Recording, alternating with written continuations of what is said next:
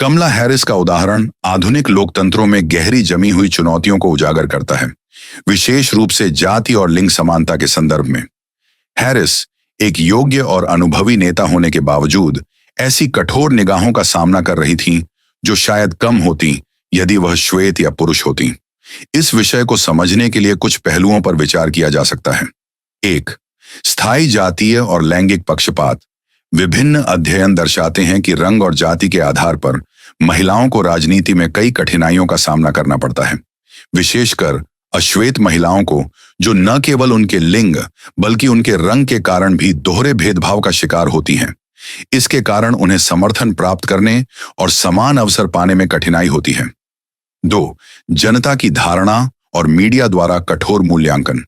महिलाओं, खासकर अश्वेत महिलाओं के प्रति मीडिया अक्सर उनके रूप, स्वभाव और व्यवहार पर ध्यान केंद्रित करता है, जिससे उनकी नीतिगत क्षमता पर ध्यान कम दिया जाता है। हैरिस ने भी अपने अभियान में लगातार इस तरह की नकारात्मक समीक्षा का सामना किया। इससे जनमत पर प्रतिकूल प्रभाव पड़ता है, जो नेतृत्व में उनकी भागीदारी को सीमित करता है। 3. निर्वाचन में दोहरा मापदंड। अनुसंधान बताते हैं कि महिलाओं से उच्च नैतिक और पेशेवर मानकों की अपेक्षा की जाती है, जो उन्हें कमजोर बना देती है।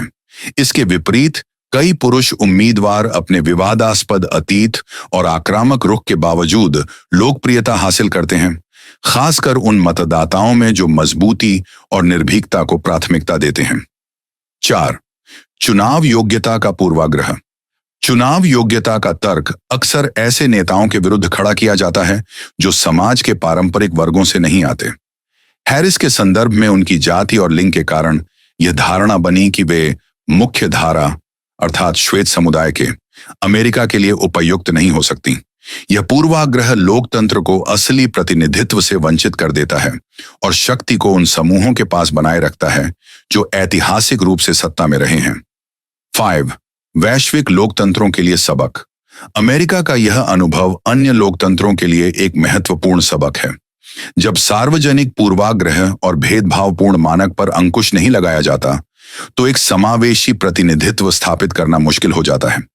इस दिशा में निष्पक्ष प्रणाली, संतुलित मीडिया चित्रण और विविध नेतृत्व की स्वीकृति पर काम करना आवश्यक है।